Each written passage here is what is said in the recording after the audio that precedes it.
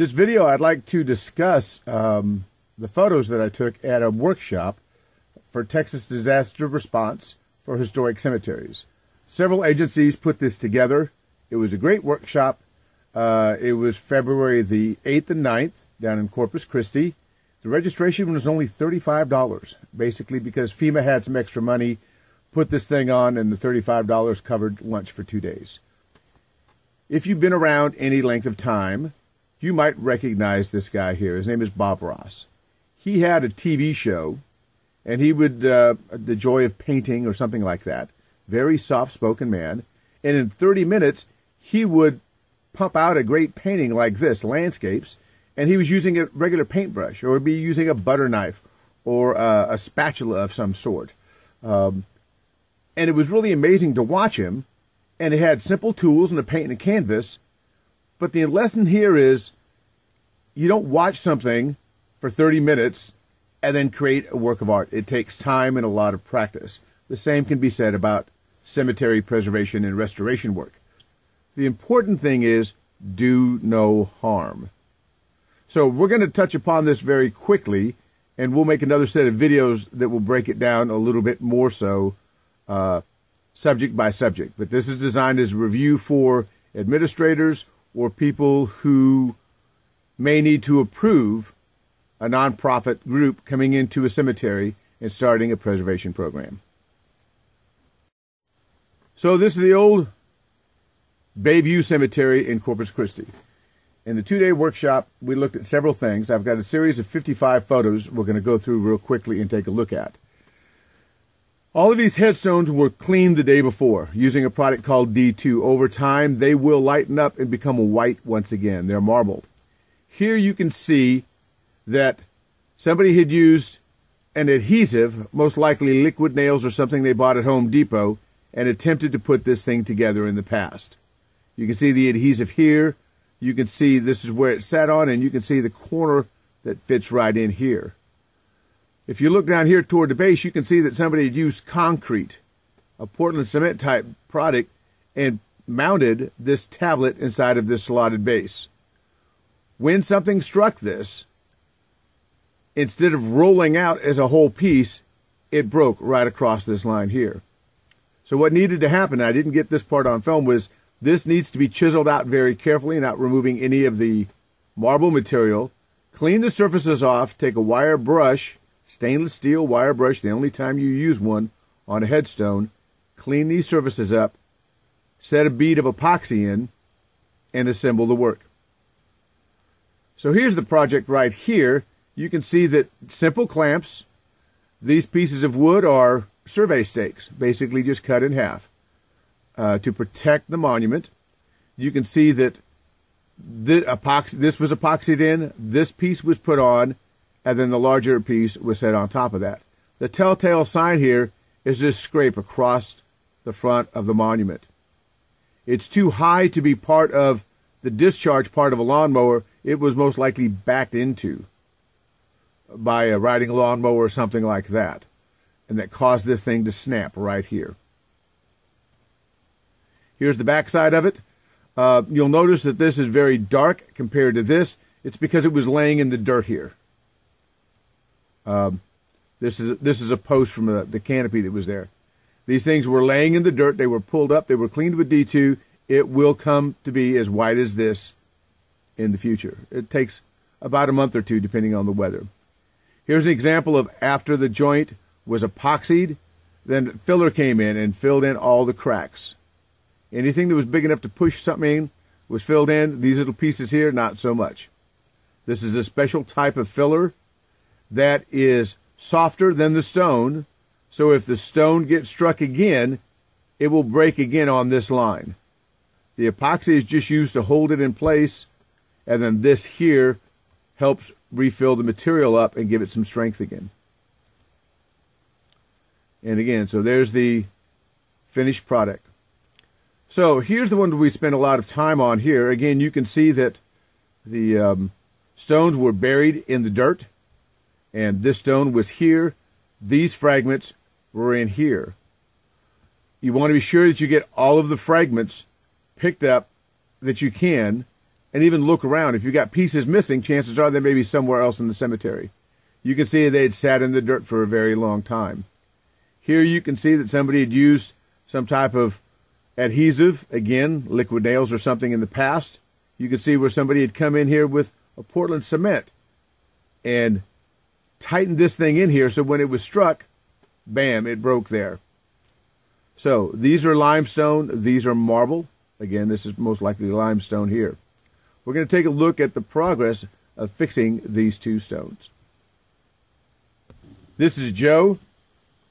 He works for Gravestone Matters. He came down for the workshop, learned quite a bit from Joe. He's explaining epoxies and stones like this. The thing he told us is this stone here, when you dry fitted it, only had 2 points of contact across this whole stone. And so he had to be very careful not to just slather epoxy on this and then make the epoxy the joint, because water's going to migrate in and out of this stone. And last thing he wanted to do is to create a barrier here where the water couldn't move up or down through the stone. The upper part of the stone acts like a wick and will help pull the moisture out of this bottom part. But if he created a barrier here with epoxy, then that water wouldn't be able to wick up and down. So his technique is to put a couple of dots across here, set the piece on top, and then if anything squishes out, wait a couple hours and then take a knife and carefully cut it. You don't want to smear it because then you're just working it into the stone.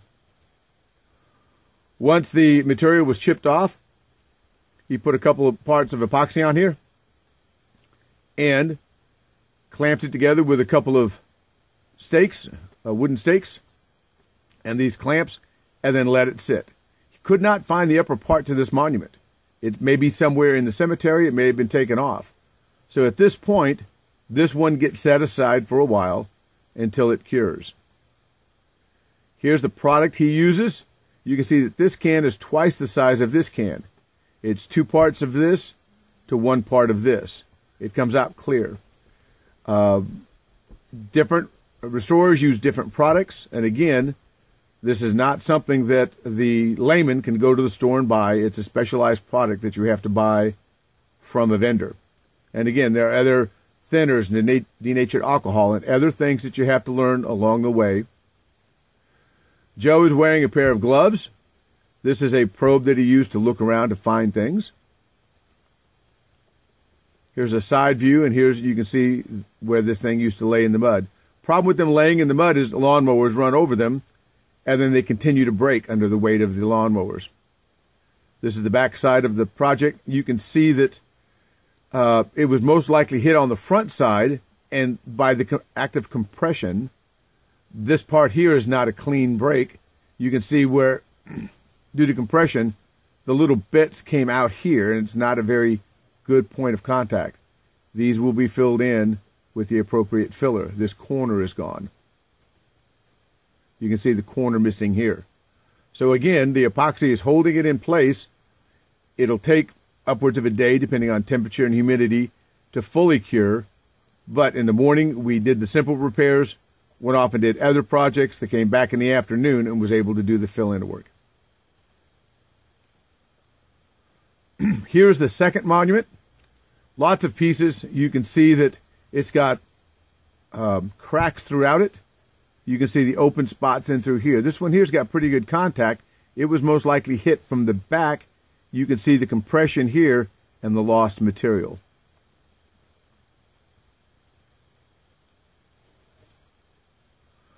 Kind of hard to see here, but there's a dot here, a dot here, a dot here, here, and here of the epoxy. The next photo, you might be able to see it a little bit better. Here's a dot here, here's a dot here. These are about the size of your thumbnail. They're not very big. Here, here, and here. They're placed in the center, so when you put the top on, it'll squish out and make a circle here, but it doesn't really connect. It's like placing cookies on a cookie sheet. You don't want them to connect. You don't want them to squish out the other side. He's got this piece in. Now he's fitting this piece here. This is the back side. You can see a fracture point here where it radiated out. The stone is never going to be 100%. There's always going to be weak spots in it. We're putting it together to keep the pieces from being lost or stolen, and using compounds in here that are softer than the stone. So it can all be reversed. Again, dry fitting everything, looking to make sure it fits. You don't want, he said, you don't want to really assemble this on a table because it may be off center or something like that. Then you go to put it on the base and it just doesn't line up right. He prefers to work from the base upwards and slowly adding the pieces together. This piece here doesn't have square angles on it.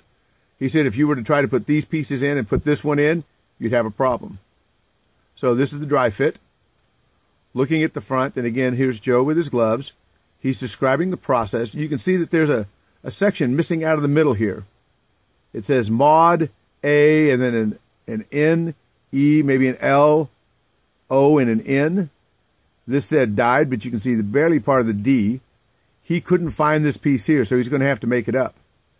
You can see the big openings here where the material has been lost over time.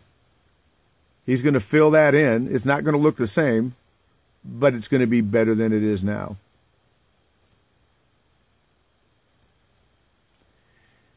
All right, this was laying in the dirt. This was the back side of it here. It was laying in the dirt. And this green part here, there's nothing on the surface. This is subsurface. The D2 will eventually make that go away. Before he epoxies anything together, he takes a stainless steel brush and makes sure that there's no dirt, grime, even oils from your hands on this stone that would compromise the epoxy binding the two pieces together. Here you can see the little dabs that he's put in. The next piece is fitted on. Now he's looking from the front to make sure all the letters line up. He's going to check this edge here to make sure it lines up. He's going to check these other edges too. So he puts a board here, he puts a clamp here, and because this piece would normally want to slide off this way, he's got a third clamp coming across the front. You're going to need quite a few clamps in your bag in order to do a job. And these clamps should stay on for the better part of the day.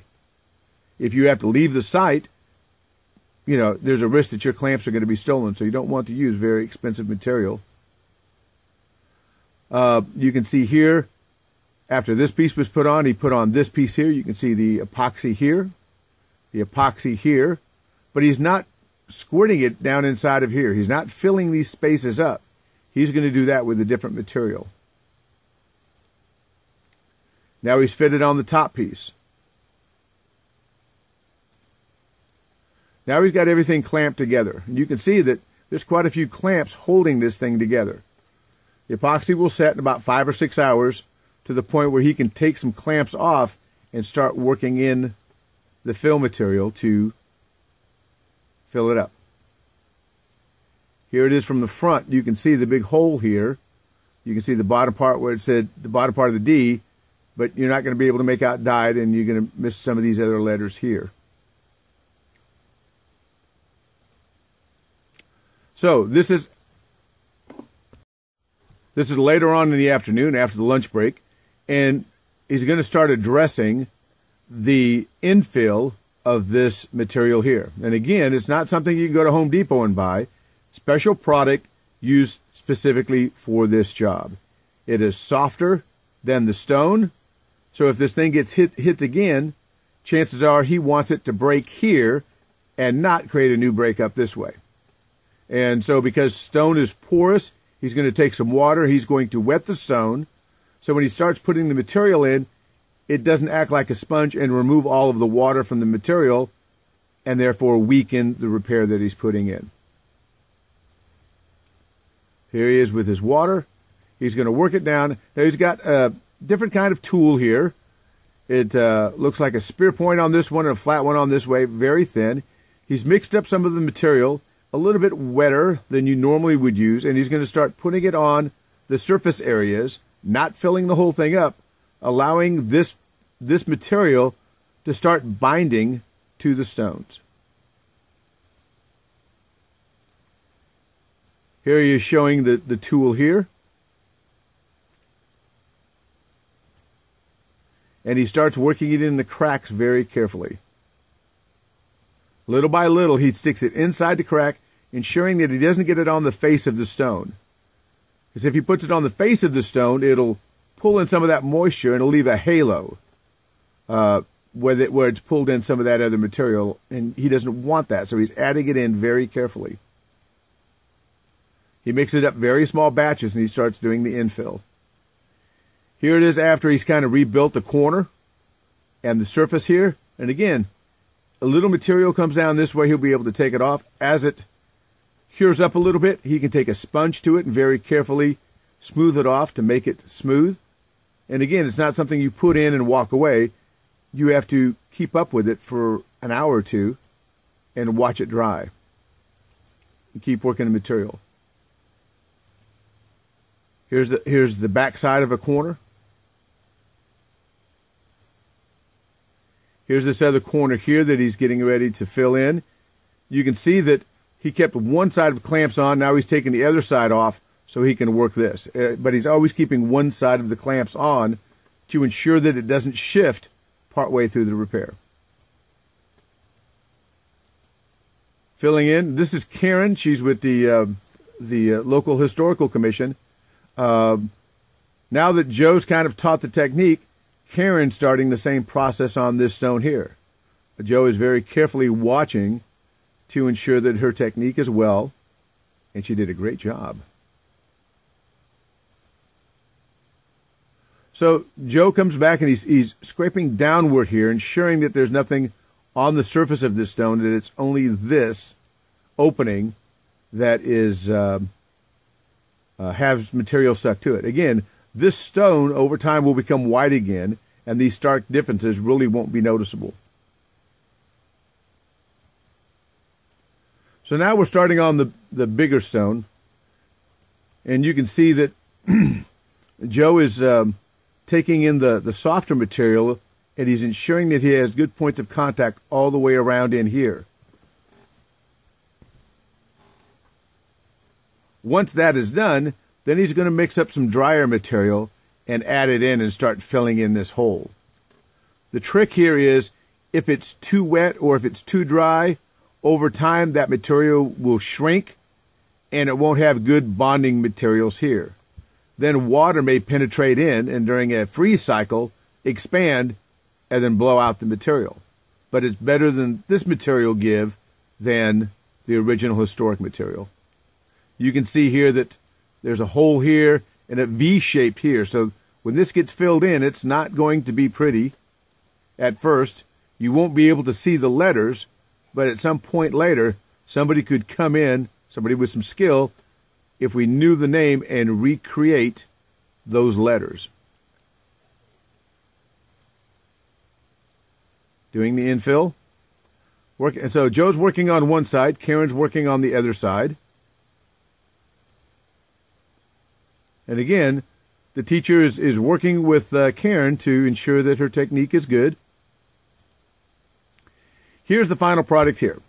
Karen sent me this photo, and you can see that everything is filled in.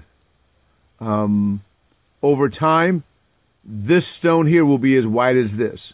The D2 will clean it up. You won't see the darkness inside of here. It'll all be white.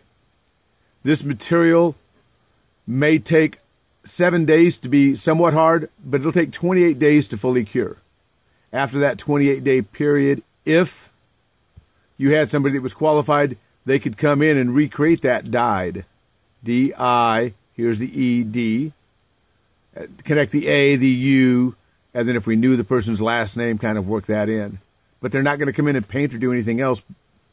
The important part here is that all of the fragments are back together again in some semblance of what it used to look like. That's the video for the simple repairs. And again, this one here is a simple repair. This is much more complicated because of the amount of infill that needed to happen.